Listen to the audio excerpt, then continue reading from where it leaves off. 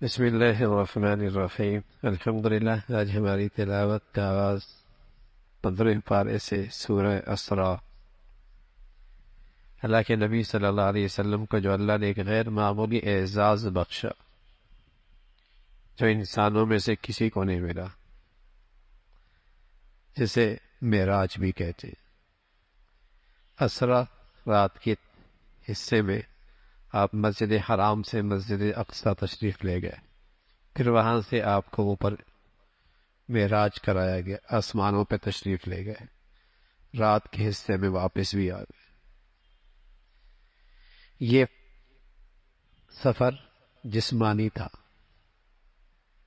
اس لیے کفار نے انکار کیا، ایمان والوں نے آپ کی سچائی پہ تصدیق کی۔ خواب کی بات نہیں تھی، خواب میں تو میں اور آپ بھی نہ جانے کہاں کہاں پہنچتے ہیں، اور کوئی اس کا انکار نہیں کرتا۔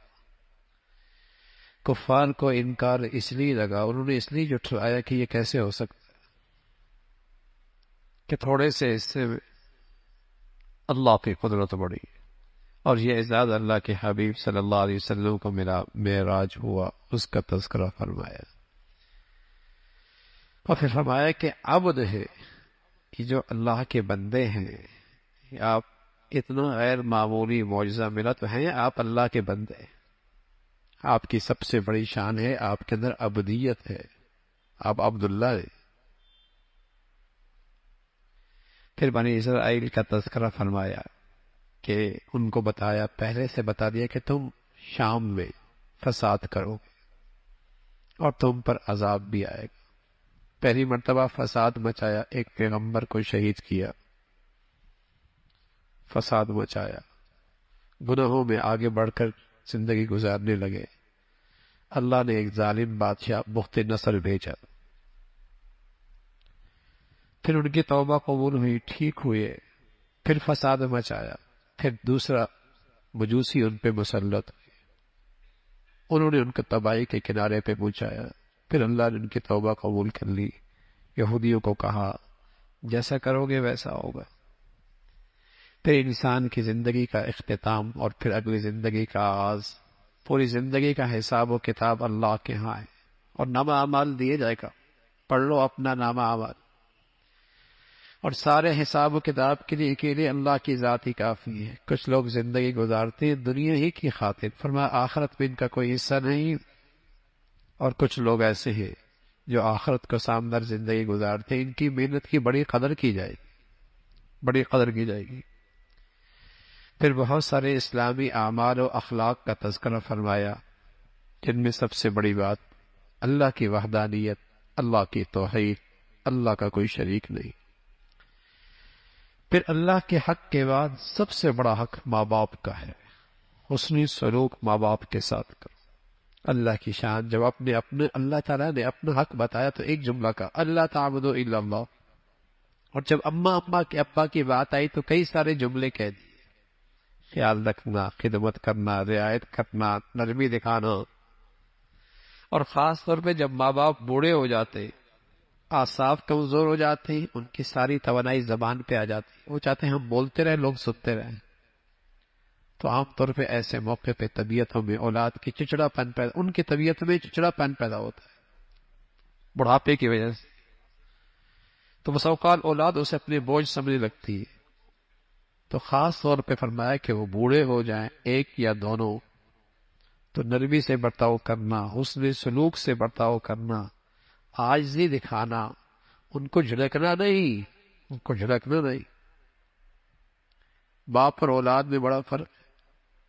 ایک باپ ہی ایسا ہوتا ہے جو اولاد کے بارے میں یہ کہتا ہے کہ اولاد مجھ سے بھی آگے نکل جائے، اور کوئی نہیں چاہتا۔ ایک باپ ہی ایسا ہوتا ہے جسے اپنی اولاد سے ایسی خیرخواہی اور سچی محبت ہوتی ہے، وہ کہتا ہے اولاد مجھ سے بھی آگے نکل جائے۔ لیکن جوانی، گرم خون، جیب میں کچھ پیسہ، تو بسا اوقات آدمی بھول جاتا ہے اپنا بچپنا، کہ اس کمزوری اور اس تکلیف میں ماں باپ نے اس کے لیے کتنی تکلیف اور مشقتیں اور راتیں کاٹی، دن گزارے، اس کی بے آرامی ماں باپ کی بے آرامی بن جاتی تھی، اس کی تکلیف ماں باپ کی تکلیف ہو جاتی تھی، اس کا دکھ ماں باپ کا دکھ بن جایا کرتا تھا۔ ماں باپ کے ساتھ حسن سلوک کی تلقین ہے، رشتہ داروں کو دینے کی بات ہے، یتیموں مسکینوں کا خیال رکھنے کی ہدایت ہے۔ بخل نہ کر، لیکن اسراف بھی نہ کر، بخل بھی نہ کرنا، اسراف بھی نہ کرنا، درمیانی چال چل، ایسا خرچ بھی نہیں کہ خود محتاج بن جاؤ، اور ایسا خرچ بھی بہت برا جس میں گناہ تمہارے دولت سے، تمہارے پیسوں سے گناہوں کو طاقت ملے اور اس کو فروغ ملے۔ اس کی مذمت فرمائی، ناحق قتل نہ کر، اپنی اولاد فرمایا اپنی اولاد کو بھوک کے ڈر کی وجہ سے قتل نہ کر، زنا کے قریب نہ جانا، کسی کو ناحق قتل نہ کرنا، وعدہ کرو تو پورا کرنا، عہد کرو تو پورا کرو، ناپ تول میں کمی نہ کر، تکبر نہ کرنا۔ اللہ نے جسم میں انگنت نعمتیں دے رکھی، یہ سوال ہوگا، پوچھ ہوگا ان نعمتوں کے ساتھ کیا کیا ہے۔ پھر بتایا اللہ کے سوا اور کوئی نہیں۔ اللہ کی طرف مشرکین بیٹیوں کی نسبت کرتے تھے، اور میں اپنے لیے بیٹے پسند کرتے ہو، اللہ کے لیے بیٹیوں کی نسبت کرتے ہو۔ اللہ اپنے کلام میں، قرآن مجید میں مختلف انداز سے بار بار نصیحتوں کا انداز بدلتا ہے، شاید کے بعد دل میں اتر جائے، شاید کے اثر لے لے۔ کفار کہا کرتے تھے مر جائیں گے، مٹی ہو جائیں گے، ہڈیاں ہو جائیں گے، وہ سیدھا پھر کیسے زندہ ہوں گے؟ فرمایا ہاں وہ اللہ زندہ کرے گی۔ تم اپنے خیال میں کوئی مخلوق تصور کرو جو بہت بڑی ہو، اللہ اس کو بھی پیدا کر دے، اس ذات کے لیے کوئی مشکل نہیں۔ تمہیں کیسے پیدا کیا اللہ نے؟ تمہارا اپنا آغاز تو دیکھو نا، اپنے وجود پہ ذرا نظر تو رکھو، اس ذات کے لیے کیا مشکل؟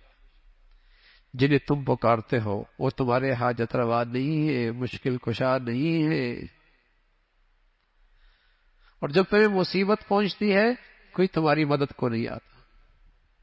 کیوں اللہ کی پکڑ سے امن میں آ گئے، بے خوف ہو گئے؟ اس کی پکڑ صبح آ سکتی، شام آ سکتی۔ اللہ تعالیٰ نے انسان کو عزت بخشی ہے، احترام بخشا ہے، مقام بخشا ہے۔ پھر اللہ کے نبی صلی اللہ علیہ وسلم کی طرف خاص طور پہ جو آپ کو اللہ نے تہجد کی تلقین فرمائی، قرآن کا تذکرہ فرمایا، اس کی تلاوت کی تلقین فرمائی، اس کا تذکرہ ہے۔ پھر روح اللہ ہی کا حکم ہے، نکل جائے تو یہ جسم کسی کام کا نہیں، اللہ ہی کا حکم ہے، اور نکل جاتا ہے اللہ کے حکم سے نکلتا ہے، آیا بھی اللہ کے حکم سے ہے، یہ اللہ کا حکم ہے۔ کفار آپ علیہ الصلوۃ والسلام سے بے جا مطالبات کیا کرتے تھے۔ آپ کی نبوت پہ ایمان تب لائیں گے جب آپ کوئی نہریں جاری کرتے، کوئی باغات آپ کے پاس ہونی چاہیے، کوئی فرشتے آپ کے ساتھ ہونے چاہیے، کوئی خط ایسا لکھ کے بھیجے جس کو ہم بھی پڑھ سکیں۔ اس قسم کے بے جا مطالبات، اس کا تذکرہ، پھر ان کی مذمت، پھر حضرت موسیٰ علیہ الصلوۃ والسلام اور فرعون کی نامرادی اور ہلاکت، اس کا تذکرہ فرمایا۔ پھر اللہ نے اس قرآن کو جو اللہ کے حبیب صلی اللہ علیہ وسلم پہ نازل ہوا اس کا تذکرہ فرمایا، اور پھر افراد دعا آہستہ بھی نہ ہو، زیادہ تیز بھی نہ ہو، جواب اکیلے ہو، درمیانی بات انداز سے اللہ کو یاد کرے، اللہ کی تسبیح اور بڑائی کرے، اس کا تذکرہ فرمایا۔ پھر سورہ کہف ہے، آپ علیہ الصلوۃ والسلام نے اس سورت کی فضیلت بتائی ہے۔ مسلمان ہر جمعے میں اس کا اہتمام کرے، ایک جمعے سے دوسرے جمعے تک اللہ کا ایک نور ہوتا ہے جو اس کی حفاظت کرتا ہے۔ فتنہ دجالیت سے حفاظت ہوگی اگر اس کی تلاوت کریں گے۔ اس کی ابتدا میں اللہ کے کلام کی عظمت کا تذکرہ ہے، اور پھر اصحاب کہف کا تذکرہ ہے۔ چند نوجوان تھے، ایمان لے آئے، اور انہوں نے دنیا کے ہر مفاد پر اپنی ایمان کی حفاظت کو مقدم رکھا۔ انہیں لالچ دی گئی، ایمان سے دستبردار ہو جاؤ، عہدے مل جائیں گے، اقتدار، ایک عہدے مل جائیں گے، مادیت کے بہت سارے نقشے دکھائے گئے، انہوں نے کہا نہیں۔ انہوں نے ہر موقع پہ اپنی ایمان کی حفاظت ٹھان لی۔ موت کے حاکم نے انہیں مہلت دی، دوسرے طور پہ پھانسی ان کے سامنے ہے، یا تو ایمان سے دستبردار ہو جاؤ یا پھر یہ پھانسی ہے۔ ان کے اپنے بھی قریب آئے، بڑے خیرخائی میں کہنے لگے کیوں اپنے پاؤں پہ کلہاڑی مارتے ہو، اپنی معاش کی فکر کرو، اپنے معاش کی فکر کرو۔ ایمان اللہ ہمیں بھی ایسا نصیب فرما دے۔ کہنے لگے جو ذات ہے ربنا رب السماوات والارض، جو زمین و آسمان کی مخلوق کو کھلاتا اور پلاتا ہے وہ مجھے بھی پال لے گا۔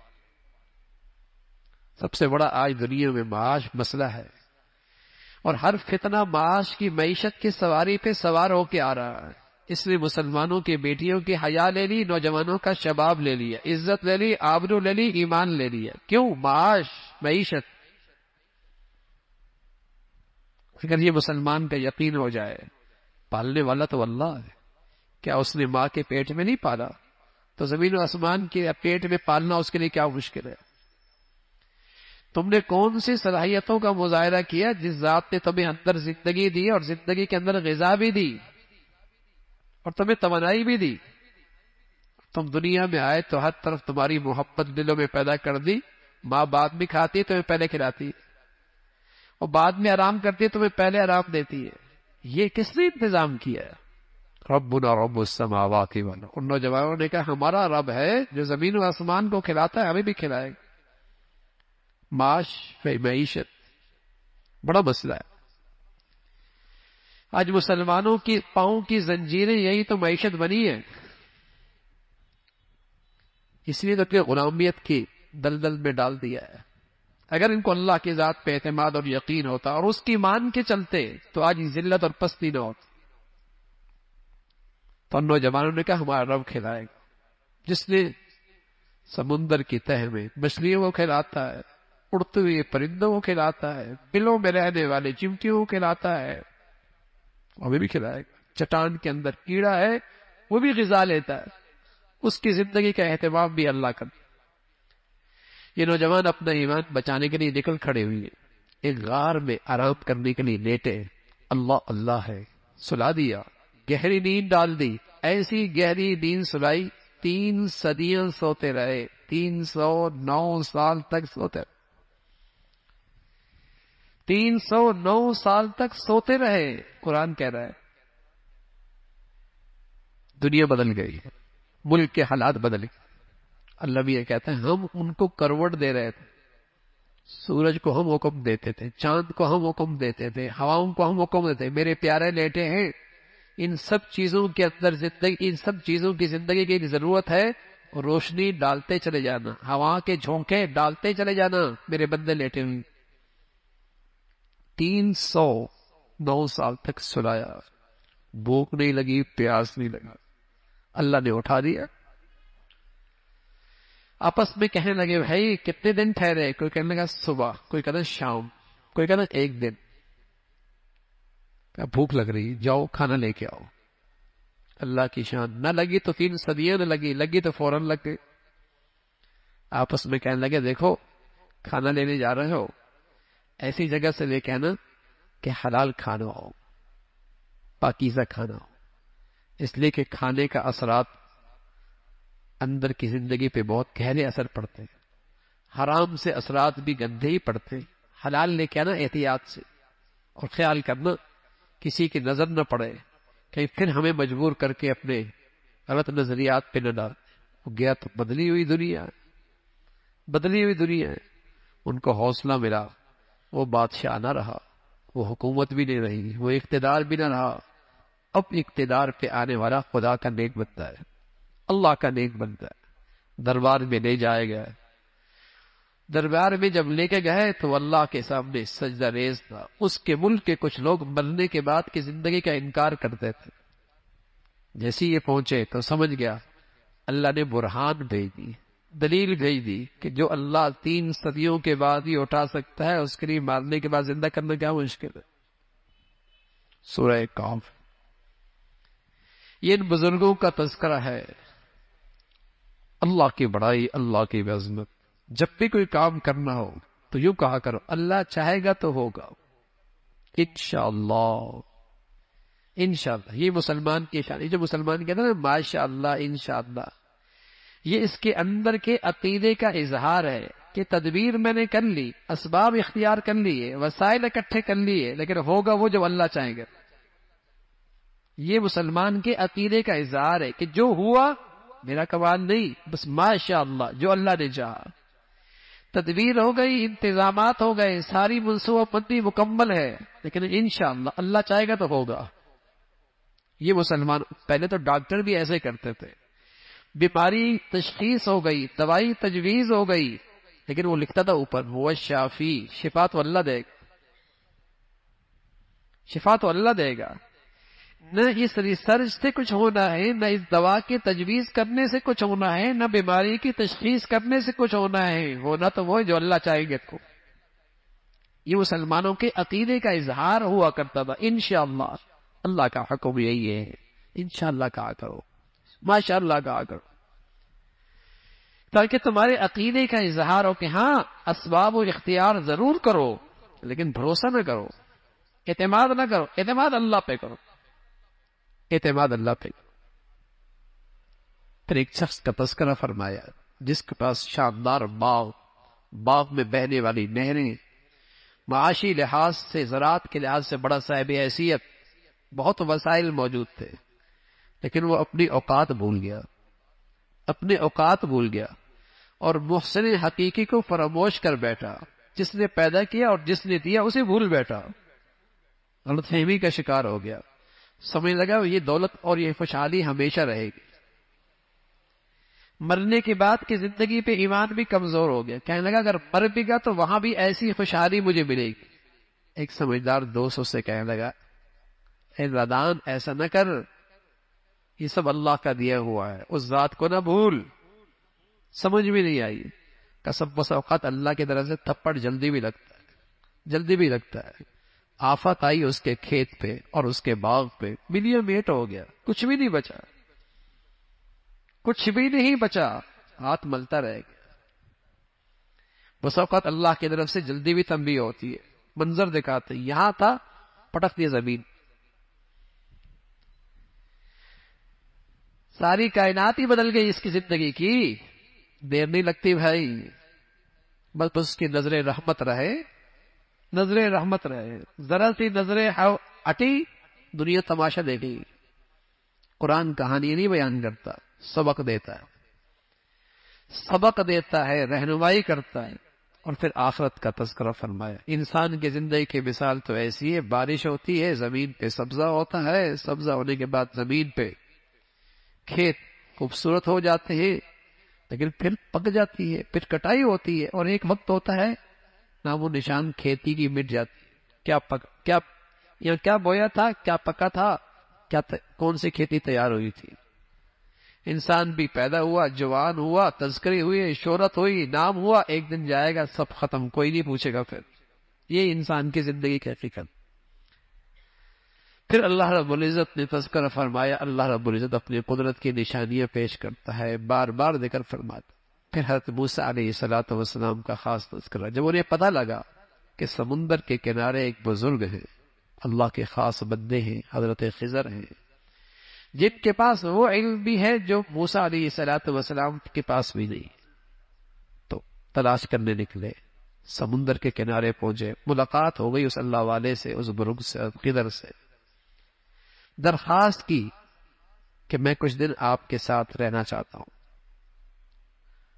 مجھے اپنے ساتھ رہنے کی اجازت دے دیں۔ حضرت خضر علیہ السلام نے قبول فرمائی، لیکن شرائط لگائے ہیں، ٹھیک ہے بھائی، جو دیکھنا سوال نہ کرنا، جو بھی دیکھنا سوال نہ کرنا، خاموش ہونا۔ حضرت خضر علیہ السلام نے یہ بات کہی تو حضرت موسیٰ علیہ السلام نے قبول کر لی۔ وہ جانتے تھے اللہ کا نیک بندہ کوئی غلط تو کرے گا نہیں،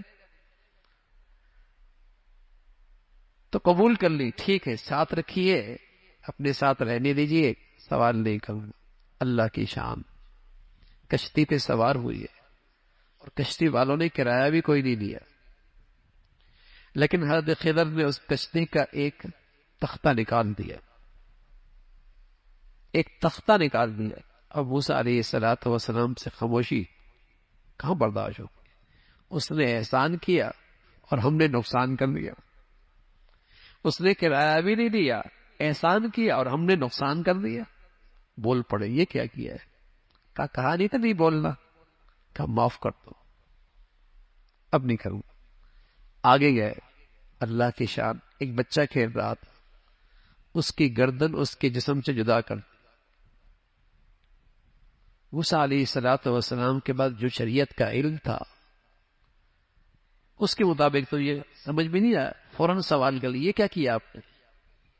بے قصور بچے کی جان لے دی، اس نہتے بچے کی جان لے دی۔ کہا نہیں تھا کہ آخری موقع ہے، ایک مہلت اور دے دے۔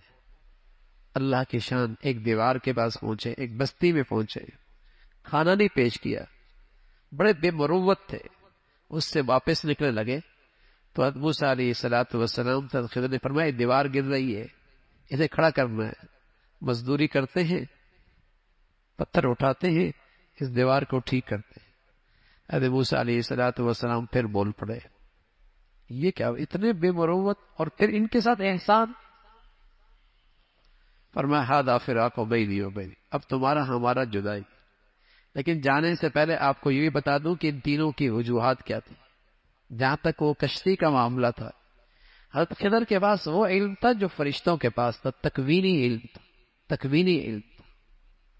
اور موسیٰ علیہ الصلوۃ والسلام کے پاس شریعت کا علم تھا، ان کے پاس تکوینی علم تھا فرشتوں کا۔ وہ جو پہلا مسئلہ ہے کشتی کا، اس نے ہم ساتھ احسان کیا تھا، ہم نے بھی احسان کیا، اس لیے کہ آگے ایک ظالم بادشاہ تھا جو کشتی بے عیب ہوتی تھی وہ چھین لیا کرتا تھا، اس کو عیبدار کر دیا تاکہ اس کی مزدوری چلتی رہے، تاکہ اس کی مزدوری چلتی رہے۔ وہ بچہ وہ ماں باپ کے لیے فتنہ بننے والا تھا اور ان کے ایمان کے لیے خطرہ بننے والا تھا۔ اللہ کی چاہت ہوئی اللہ اس ماں باپ کو نیک اور صالح اولاد اس کے بدلے میں دیتے، اس لیے اللہ نے یہ فیصلہ کروایا۔ جہاں تک تیسری بات ہے دیوار کھڑی کر دی، اس دیوار کے نیچے یتیم بچوں کا خزانہ تھا، گر جاتی لوگ مال لوٹ لیتے، جوان ہو گئے اپنی مال کی حفاظت کر لیں گے، اللہ کی طرف سے حکم آیا ان کی حفاظت کر لو۔ ان بچوں کے کیا خوبی ہے؟ یتیم تو دنیا میں اور بھی بہت تھے۔ جواب دیا کان ابوہما صالحا، ان کے ماں باپ بڑے نیک تھے، ان کے ماں باپ نیک تھے۔ تو یہ واقعہ، یہ 3 واقعے ہیں، لیکن بہت کچھ آپ کو سمجھ میں سبق ملا ہم سب کے لیے کہ بس اوقات ظاہر کچھ اور ہوتا ہے لیکن اس کے پیچھے اللہ کی حکمت مصلحتیں کچھ اور ہوتی۔ ظاہر ہم کچھ اور دیکھتے ہیں لیکن اس کے پیچھے جو اللہ کا نظام چل رہا ہوتا ہے اس میں بڑی حکمتیں اور مصلحتیں ہوتی ہیں۔ اور ساتھ یہ بھی بتا دیا کہ اگر ماں باپ نیک ہو تو اللہ ان کی اولاد کے رزق کا انتظام ماں باپ کی نیکی کی برکت سے ان کے مرنے کے بعد بھی اس کا انتظام کر لیتے ہیں۔ ماں باپ کی نیکی کا اثر اولاد تک جاتا ہے۔ نیک تھے نا، اللہ نے نبیوں کے ذریعے ان بچوں کی خدمت کروائی، اس کے اثرات اللہ ان کے رزق کا انتظام فرماتے ہیں۔ اللہ رب العزت عمل کی توفیق نصیب فرمائے۔